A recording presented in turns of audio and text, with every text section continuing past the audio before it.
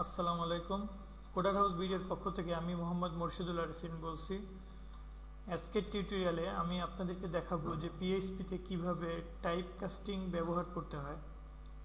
পিএইচপিতে আপনারা বিভিন্ন ভ্যারিয়েবল ব্যবহার করছেন, স্ট্রিং টাইপ, অ্যারে টাইপ, তারপরে মনে করেন ইন্টিজার টাইপ, ফ্লোট টাইপ। তো আমরা একটি টাইপ থেকে আরেকটি টাইপে কীভাবে কনভার্ট করতে হয়, অর্থাৎ ইন্টিজার ভ্যারিয়েবলকে ফ্লোটে অথবা ফ্লোটের ভ্যারিয়েবলকে স্ট্রিংয়ে, এরকম একটি টাইপ থেকে আরেকটি টাইপে কীভাবে কনভার্ট করতে হয় সেটি আজকের টিউটোরিয়ালে আপনাদেরকে দেখাবো। তো চলুন আমাদের htdocs ফোল্ডারের ভিতর আমরা কাজ শুরু করি। তো htdocs ফোল্ডারের ভিতরে আমি একটি ফোল্ডার তৈরি করলাম part11 নামে। এর ভিতরে আমি একটি ফাইল তৈরি করি index.php নামক। তো এখানে আমি আমার কোড লিখি টাইপ কাস্টিং।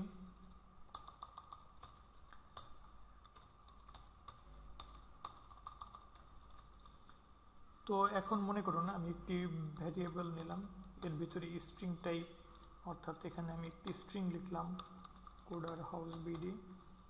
এখন এটি আসলে কি a1, এই যে ভ্যারিয়েবলের ভিতরে আসলে কি আছে, ইন্টিজার আছে না স্ট্রিং আছে, এটি দেখার জন্য একটি ফাংশন পিএইচপিতে ব্যবহার করা হয়, সেটি আমি ইকো করাই। সে ফাংশনটি হলো গেট টাইপ। এই গেট টাইপ ফাংশনের মাধ্যমে আমি যদি গেট টাইপের প্যারামিটার হিসেবে a1 দিই, তাহলে এটি বলবে যে a1টা আসলে কি টাইপের ভ্যারিয়েবল, স্ট্রিং নাকি ইন্টিজার নাকি ফ্লোট, এভাবে আমাকে বলে দিবে। তো আমরা আমাদের প্রোগ্রাম রান করাই part11, তারপরে index.php।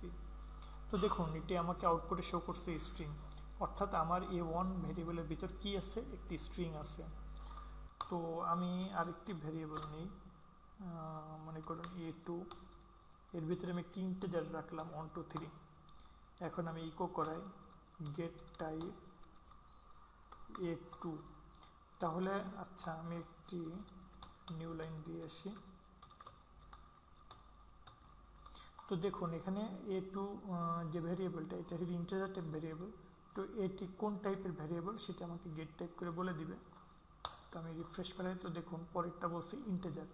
অর্থাৎ গেট টাইপ ফাংশনের কাজ হলো যে আপনি স্ট্রিংয়ের ভিতরে যেটি রাখবেন, আমি যদি এখানে মনে করুন ইয়ে রাখলাম, ডেসিমাল যদি রাখতাম তাহলে দেখাতো ফ্লোট, অথবা ডাবল, যেটি হোক ডাবল শো করছে আমাকে। ফ্লোটিং পয়েন্ট আর ডাবল আসলে একই নাম্বার, ফ্লোটিং পয়েন্ট নাম্বারকে ডাবল টাইপও বলে অভিহিত করা হয়। তো এটি হলো আমাদের মূলত কোন টাইপের ভ্যারিয়েবল ব্যবহার করতেছি সেটি আমাদেরকে এটি বলে দিচ্ছে। তো এখন আমি আপনাদেরকে দেখাই আরেকটি জিনিস। মনে করেন a1 আপনাদের কি, a1 হলো একটি স্ট্রিং।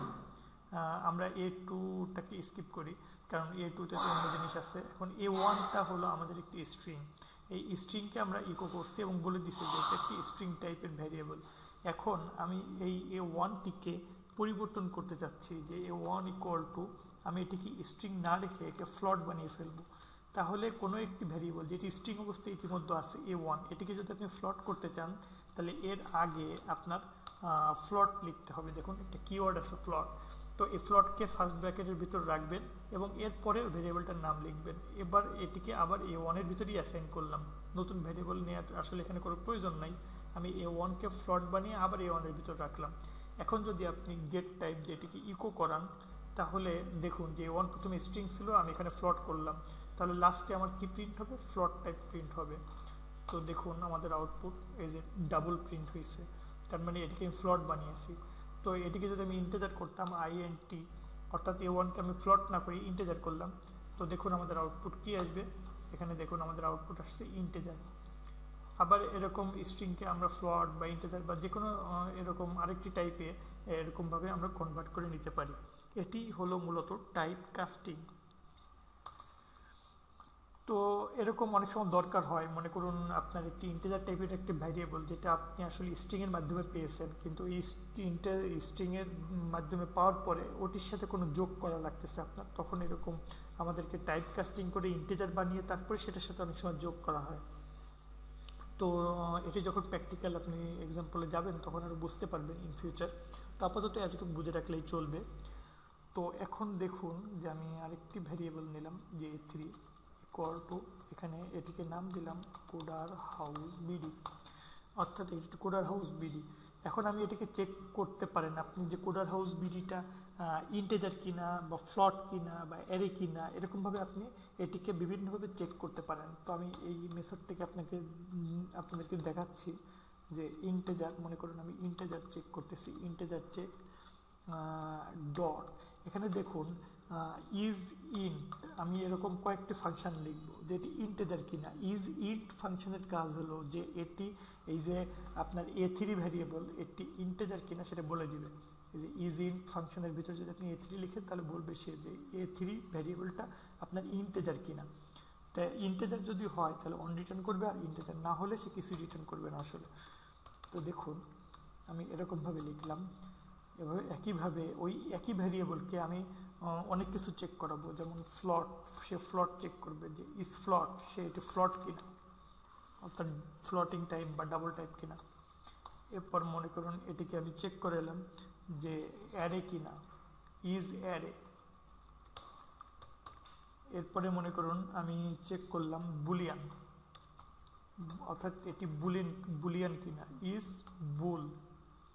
এরপরে মনে করেন এটি নাল কিনা, আমি নাল চেক করালাম NULL, এবং ইজ নাল, যে a3 নাল কিনা। একই রকমভাবে আপনি নিউমেরিক চেক করাতে পারবেন, নিউমেরিক কিনা, ইজ নিউমেরিক। এবং একইভাবে আপনি আরেকটি জিনিস চেক করাতে পারবেন, সেটি হলো স্ট্রিং কিনা, এখানে ইজ স্ট্রিং। তো দেখুন যে আপনাকে এই যে কোডার হাউস বিডি এটি আসলে কি, এটা আপনাকে এই সবগুলো চেক করে আপনাকে আউটপুট বলবে। তো আমরা রান করাই তাহলে বুঝতে পারবেন। a3, আমি কি ভুল করছি এখানে, a3 call coder house BD,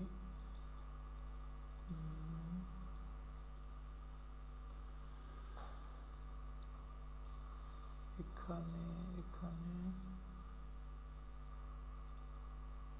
দেখি আমাদের কি বলছে, সিনট্যাক্স এরর আনএক্সপেক্টেড a3, মানে 28 নম্বর লাইনে আমাকে ভুল বলতেছে যে বুলিয়ান চেক। এখানে আমি একটি ব্র্যাকেট দিতে ভুলে গেছিলাম আসলে। তো এবার দেখুন যে আমাদেরকে কি দেখাচ্ছে। তো খেয়াল করুন এখান থেকে আমার চেকিং শুরু হয়েছে, এখানে আমি একটা নিউ লাইন দিই তাহলে বুঝতে পারবেন। তো এবার দেখুন যে আমাদের ইন্টেজার চেক করছে, আসলে আমাদের কোডার হাউস বিডিটা হলো স্ট্রিং ছিল। তো স্ট্রিং চেক করে যেহেতু ইজ স্ট্রিং ফাংশন স্ট্রিং পাইছে, সুতরাং এখানে অন দিছে। আমি বলছিলাম যে যদি চেক করে পায় তাহলে অন দিবে, আর চেক করে না পেলে কিছুই দিবে না। তো স্ট্রিং চেক করে পাওয়ার কারণে এটি অন দিছে। কোডার হাউস বিডি কিন্তু আসলে ইন্টেজারও না, ফ্লটও না, অ্যারেও না, বুলিয়ানও না, নাল, নিউমেরিক কোনোটাই না, যে কারণে এটি সবগুলো ব্ল্যাঙ্ক টেক্সট। তো এখন কোডার হাউস বিডির এখানে আমি মনে করেন ইন্টেজার একটি নাম্বার দিলাম যে 3434। তো এখন আমি এখানে রান করাই। তো খেয়াল করুন 3434 এটি হলো একটি ইন্টেজার এবং নিউমেরিক। তো ইন্টেজার এবং নিউমেরিক হওয়ার কারণে এই দুটি ইন্টেজার এবং নিউমেরিকে অন দিয়েছে, কিন্তু ফ্লট, অ্যারে, বুলিয়ান, নাল এবং স্ট্রিং কোনোটাতেই এটি পায়নি।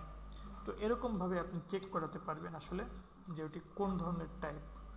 তো দেখুন এটি হলো ফ্লট এবং নিউমেরিক, আসলে ইন্টেজার এবং ফ্লট দুটি কিন্তু একটি নিউমেরিক নাম্বার, যে কারণে নিউমেরিক এটা বলছে। যদি আপনি এখানে ট্রু দিতেন তাহলে কি বলবে, বুলিয়ান। আমরা গত টিউটোরিয়ালে দেখেছি যে ট্রু বা ফলস এই দুটো আসলে বুলিয়ানের ক্ষেত্রে ব্যবহার করা হয়। তো দেখুন যে বুলিয়ান চেক করে সে 1 পাচ্ছে, অর্থাৎ এই যে ট্রু বা ফলস যেটা দিচ্ছেন এটা একটা বুলিয়ান টাইপ। তো এভাবে আপনি আপনার যে কোনো একটি ভ্যারিয়েবলকে সেটা আসলে কোন টাইপের এইভাবে আসলে চেক করতে পারবেন। যদি আপনার প্রোগ্রামিংয়ে কখনো প্রয়োজন হয় যে ওটি ফ্লট কিনা চেক করবেন, তাহলে শুধুমাত্র ইজ ফ্লট দিয়ে চেক করলেই হবে। যে ইজ ফ্লট পাইলে যদি সত্য হয়, ইজ ফ্লট হয় তাহলে 1, না পাইলে 0। তো এরকমভাবে আবার যদি কখনো দরকার হয় যে এটি ইজ নিউমেরিক কিনা চেক করবেন, তাহলে ইজ নিউমেরিক এই একটি ফাংশন কল করলেই চলবে। আমি সবগুলো ফাংশন লিখছি আপনাদের সুবিধার জন্য, বোঝার সুবিধার্থে, যে এরকমভাবে এতগুলি দিয়ে আসলে চেক করা যায়। তো আমাদের এই টিউটোরিয়াল টাইপ কাস্টিংয়ের এ পর্যন্তই। আপনাদের বেসিক যেটুকু দরকার আমি বলছি এরপরে প্র্যাকটিক্যাল যখন প্রবলেম আরও ফেস করবেন বা বিভিন্ন ধরনের প্রজেক্ট আমরা করব, তো তখন যদি এ ধরনের পরিস্থিতি আসে তো আমি বিস্তারিতভাবে সেখানে আলোচনা করলেই আপনারা বুঝতে পারবেন, বা সেখানে প্র্যাকটিক্যাল আপনাদেরকে শো করলেই আপনারা বুঝতে পারবেন। তো আমাদের আজকে টিউটোরিয়াল এ পর্যন্তই। সবাই ভালো থাকবেন। আল্লাহ হাফেজ।